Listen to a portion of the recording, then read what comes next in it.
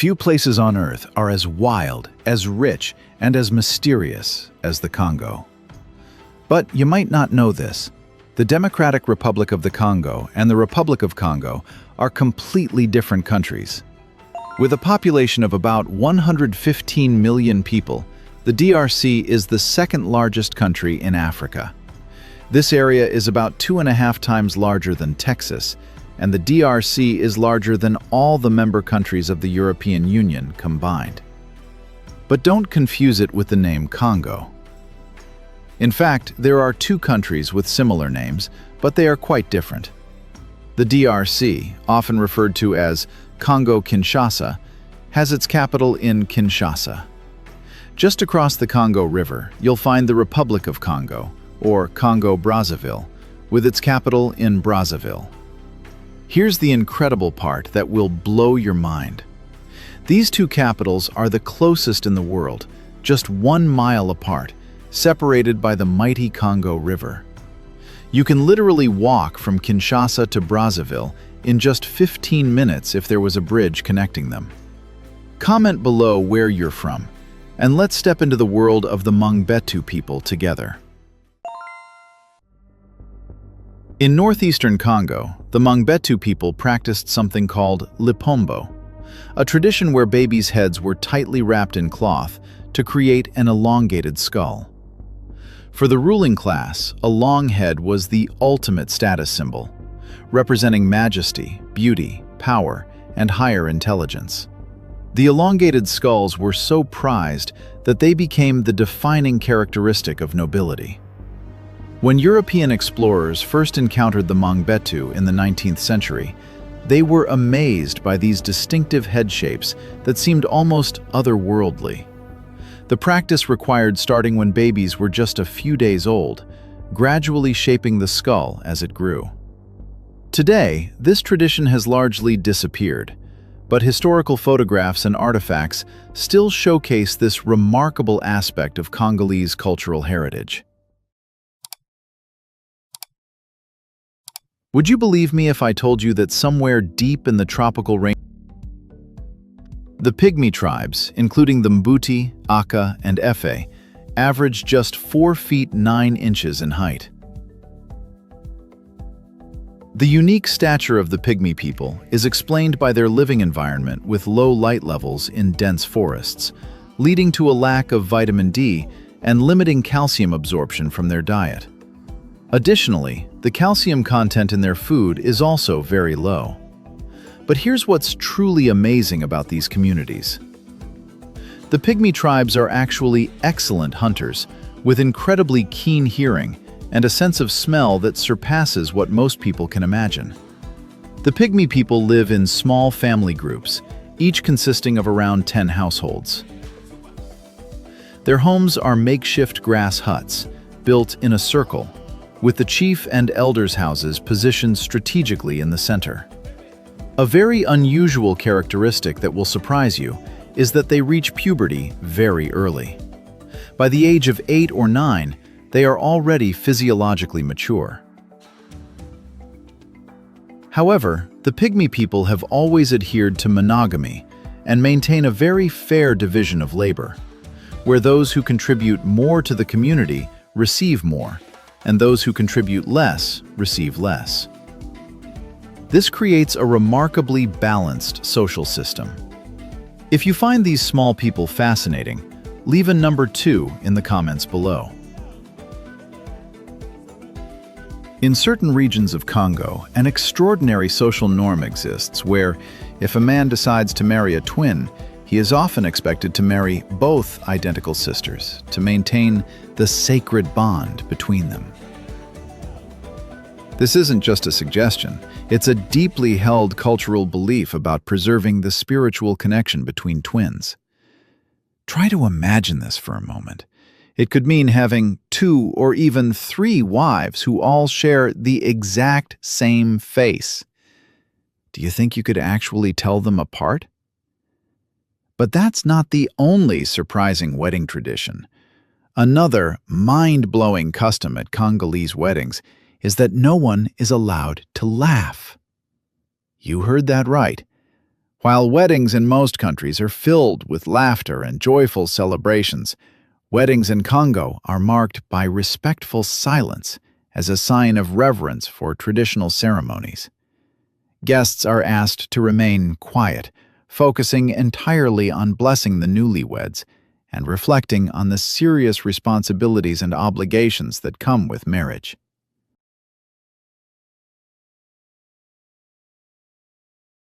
Our fifth fact is so unusual it sounds like fiction, but it's completely real. While the rest of the world celebrates New Year every January, Kinshasa has a tradition where the true New Year is celebrated only once every 50 years.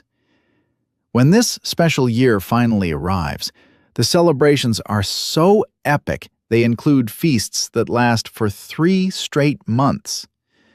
The preparation for this mega celebration begins years in advance, with families saving money and resources specifically for this extraordinary event. When the 50-year New Year finally comes, the entire city transforms into a festival ground where normal life essentially stops for months as people engage in continuous celebration, storytelling, and community bonding.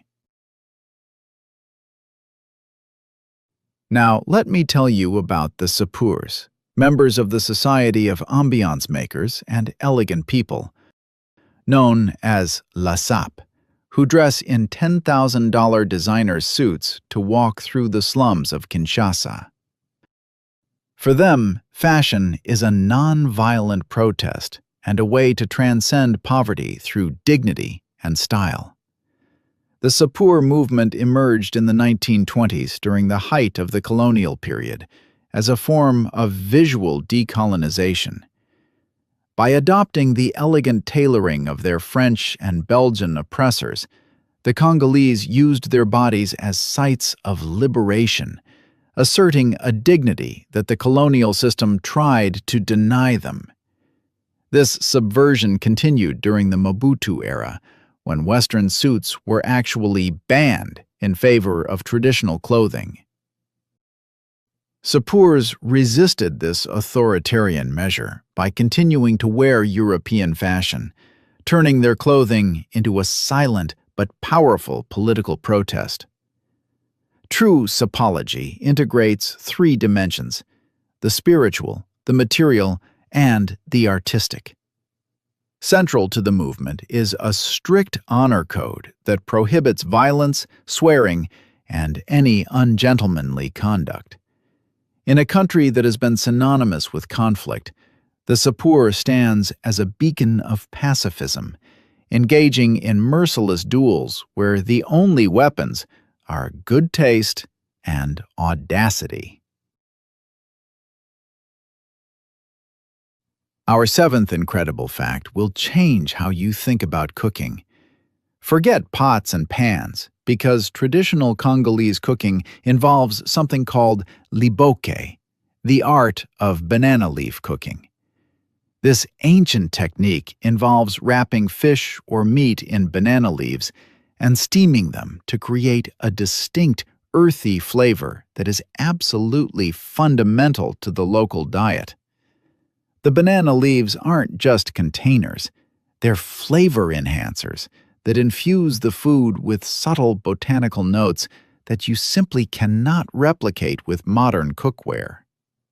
Families gather around to prepare liboke together, with each person having a specific role in the wrapping process. The technique requires incredible skill to ensure the leaves are folded perfectly to trap steam while preventing any leakage.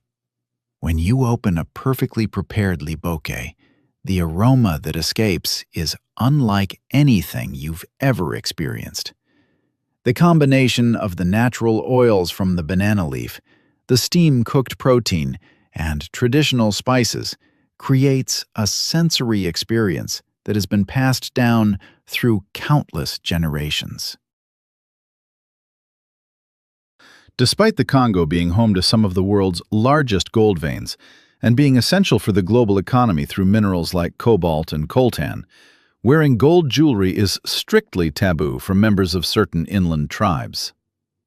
In these cultures, displaying mineral wealth on the body is seen as an invitation to spiritual or physical misfortune. The taboo isn't just superstition. It's deeply rooted in spiritual beliefs about the relationship between humans and the earth.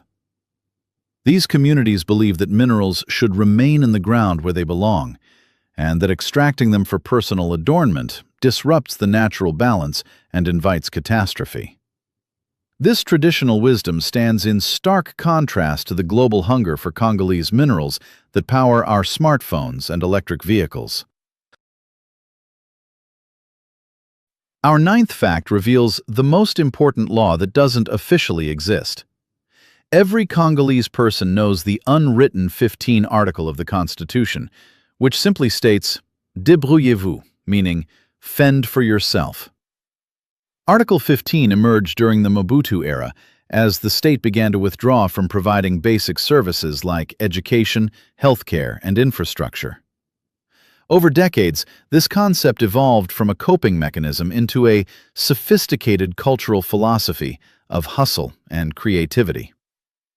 It has allowed people to become what they call petits prédateurs, or little predators, who carve out spaces of power in a context where the difference between legality and illegality has lost all meaning.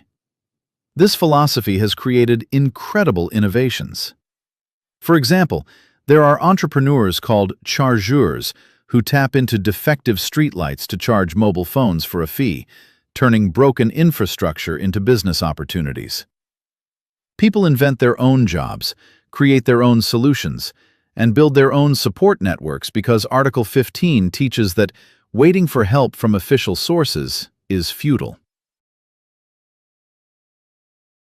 To avoid the corruption of human police officers who often follow Article 15 by seeking bribes, Kinshasa installed 8-foot-tall solar-powered aluminum robots to direct traffic. These mechanical officers have high-definition cameras in their eyes and are generally more respected than their human counterparts. These robot police officers weigh 250 kilograms and are equipped with cameras that transmit live video to a central police command. While human police officers might be tempted to ask for pocket money or create complications for drivers, the robots simply do their job without any personal agenda. The robots have become symbols of hope for objective, unbiased authority in a city where human officials are often associated with corruption and Article 15 predation. Citizens actually prefer interacting with these mechanical officers because they know exactly what to expect. There are no hidden agendas, no requests for bribes, and no complications based on personal relationships. Our 11th fact reveals the most trusted news source in Congo, and it's not what you'd expect. Radio Trottoir, which translates to sidewalk radio, is an informal oral news network that operates in the streets, buses, and markets of Kinshasa. This isn't merely gossip, it's a sophisticated information system that often proves more reliable than official media. Radio Trottoir flourishes specifically when events are important and official news is lacking or ambiguous, providing a popular consensus that government newspapers simply cannot provide. Here's the most incredible part. Rumors spread so fast and with such consensus that a government denial is often seen as proof that a rumor is 100% true. For the Congolese people, the state is fundamentally untrustworthy, so the grapevine is accorded far more credibility than official sources.